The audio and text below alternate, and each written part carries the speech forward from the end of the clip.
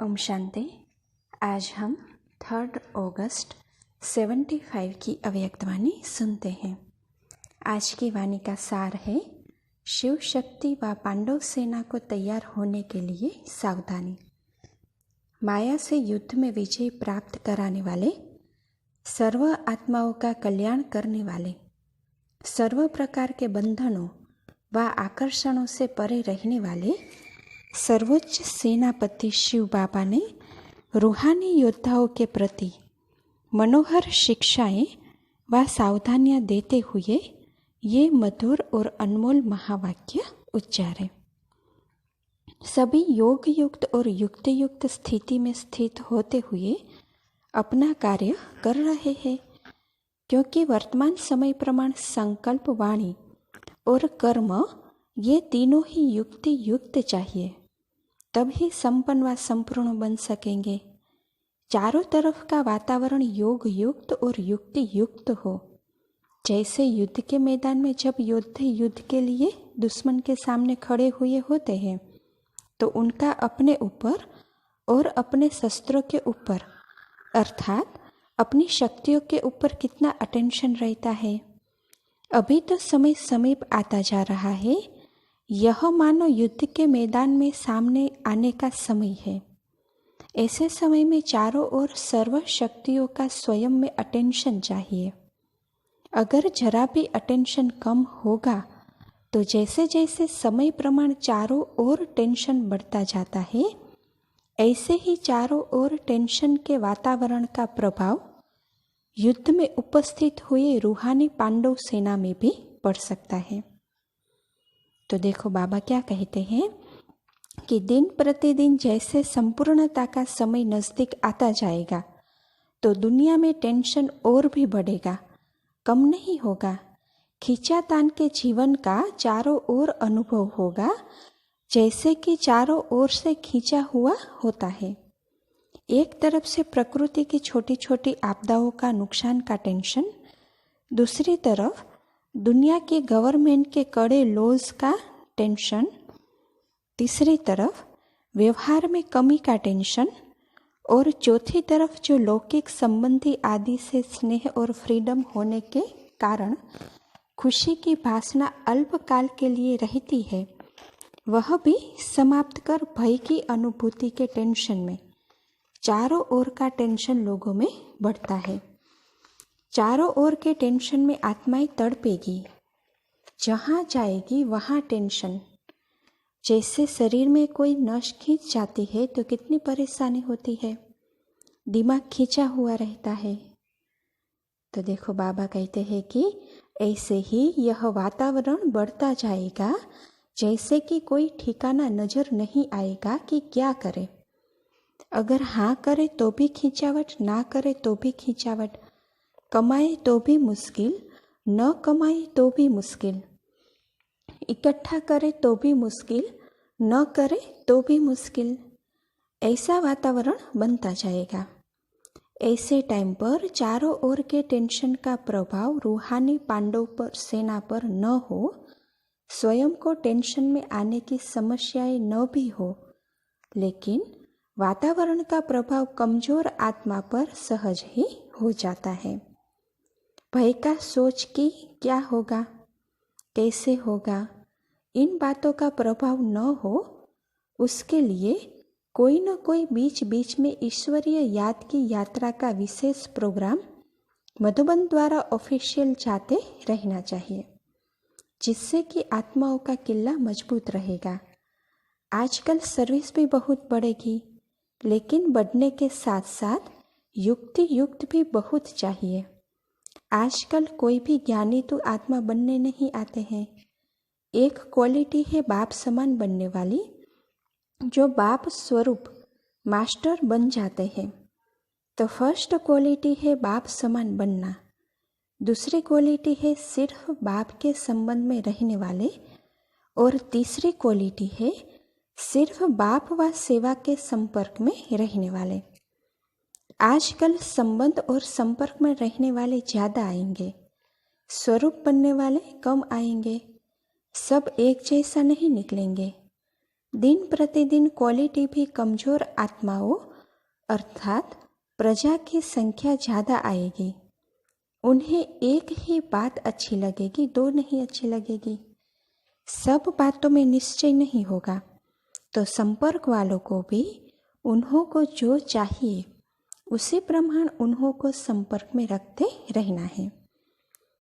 समय जैसे नाजुक आता जाएगा वैसे समस्या प्रमाण भी उनके लिए रेगुलर स्टूडेंट बनना मुश्किल होगा, लेकिन संपर्क में ढेर के ढेर आएंगे, क्योंकि लास्ट समय है ना।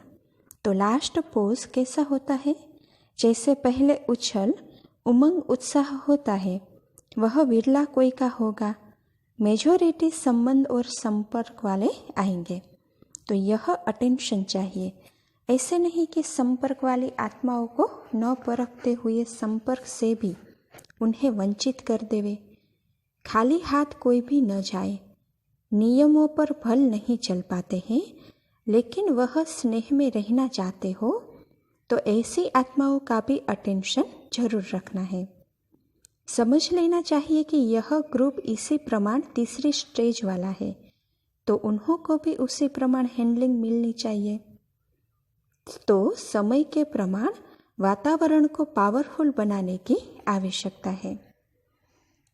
ब्राह्मण बच्चों की साधारण रीति से दिनचर्या बीते, वह आजकल के समय प्रमाण न होना चाहिए, नहीं तो वह प्रभाव बढ़ता जाएगा। इसीलिए विशेष रीति से वातावरण को याद की यात्रा से पावरफुल बनाने में सब बच्चों का अटेंशन खींचवाना चाहिए। अपने को उस दुनिया के वातावरण से कैसे बचा सके, वह स्टेज क्या है। कर्मयोगी होते हुए भी योगीपन की स्टेज किसको कहा जाता है? इसी प्रकार के पॉइंट्स के ऊपर अब विशेष अटेंशन देना है, क्योंकि अब ड्रामा अनुसार चारों ओर बड़ी बड़ी सर्विस करने का टाइम कुछ समय के लिए मर्ज है ना। बड़े बड़े प्रोग्राम्स बाहर के नहीं कर पाते हो, तो टीचर्स फ्री हुई, बाहर की सर्विस नहीं है, तो बाकी रही सेंटर पर आने वालों की सेवा। बाहर की सर्विस से बुद्धि फ्री है, नहीं तो कहते हैं बहुत बिजी रहते हैं, प्लान्स बनाना, मंथन करना, लेकिन अब वह तो नहीं है। तो अब याद की यात्रा की सब्जेक्ट के ऊपर ज़्यादा अटेंशन देना है। कोई ना कोई प्रोग्राम हर सेंटर पर चलना चाहिए जो आने वालों में बल भर जाए। ऐसे समय पर वह न्यारे रहे, साक्षी होकर समस्या का सामना करे। उसके लिए याद का बल चाहिए। तो जब तक बाहर की सर्विस का नए नए प्लान्स का फोर्स कम है, तो कोई पॉइंट्स का जोर होना चाहिए, नहीं तो फ्री होकर फिर व्यर्थ का साइड ज़्यादा हो जाएगा। सर्विस में बिजी रहने से व्यर्थ की बातों से बचे रहते हैं। अभी वह सर्विस का स्कोप कम है, तो जरूर समय बचेगा, वह फिर व्यर्थ वातावरण में समय जाएगा। तो देखो बाबा क्या कहते हैं कि ब्राह्मणों को खबरदार, होशियार करने के लिए व स्वयं की सेफ्टी के लिए कुछ ऐसे पॉइंट्स व क्लासेस के प्रोग्राम बनाओ जिससे वह यह समझे कि हमें मधुबन लाइट हाउस से विशेष लाइट आ रही है। अच्छा, कारोबार तो ड्रामा अनुसार ठीक ही चल रही है। अभी के कारोबार से राज्य चलाने के संस्कार बढ़ते जा रहे हैं ना। राज सिंहासन और यह है राज आसन। राज्य करने वाले बनकर फिर उस सिंहासन पर बैठेंगे। राज्य करने वाले अर्थात अधिकारी बन गए। कोई भी आकर्षण से कर्म भोग या कर्मेंद्रियों के अधीन न हो, अधिकारी बनना है। अभी है राज आसन। योग के लिए आसन होता है ना, आसन पर स्थित होते हैं। आसन होता ही है बैठने के लिए, स्थित होने के लिए। तो स्थिति में स्थित होना अर्थात आसन पर बैठना। तो जितना जितना आसन पर बैठने का अभ्यास होगा, उतना ही राज सिंहासन पर बैठने का अभ्यास प्राप्त होगा। अभ्यास हो रहा है ना, नेचुरल रूप लेता जा रहा है। करना नहीं पड़ता, लेकिन हो ही जाता है। स्वभाव ही ऐसा हो गया है। जैसे और कोई स्वभाव के वश कोई भी कार्य करना स्वतः हो ही जाता है, वैसे ही यह भी स्वभाव हो जाए। अधिकारी बने रहने का स्वभाव। योग लगाने का संकल्प किया और हुआ। बाबा कहा और योग लगा। यही समीपता की स्थिति है। बैठे ही आसन पर है। जैसे सिंहासन पर बैठा हुआ कब भूल नहीं सकता कि मैं राजा हूँ, ऐसे ही आसन पर अर्थात इस स्थिति पर स्थित हुआ यह भूल नहीं सकता कि हम अधिकारी हैं।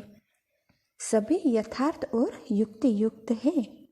थोड़ा बहुत तो होता ही है और होना भी चाहिए, नहीं तो लास्ट पेपर्स कैसे होंगे। यह भी प्रैक्टिकल पेपर्स ही है। यह पेपर्स ही मार्क्स जमा कराते हैं। मार्क्स जमा होते होते पास विद ऑनर की लिस्ट में आएंगे। यह जो कुछ होता है वह पेपर्स के मार्क्स जमा होने के लिए सब बातों में जमा होना चाहिए, न कि सिर्फ याद की यात्रा में नहीं, लेकिन चारों सब्जेक्ट्स में मार्क्स जमा होनी चाहिए, तब ही पास विद ऑनर होंगे। सफलता तो हर कार्य में पहले से ही नोंधी हुई है, फिर चाहे पर्दे के अंदर हो चाहे पर्दे के बाहर हो। कोई हालत में पर्दे के अंदर सफलता होती है और कोई हालत में प्रत्यक्ष सफलता होती है तो दोनों ही हालत में सफलता व प्रत्यक्षता। कुछ समय गुप्त को भी देखना पड़ता है। छिपे हुए को प्रत्यक्ष होने में कुछ समय लगता है। प्रत्यक्ष तो उसी समय दिखाई पड़ती है। यह बल छुपी हुई है, परंतु है तो सफलता ही, वह तो मिट नहीं सकती। अच्छा, ओम शांति।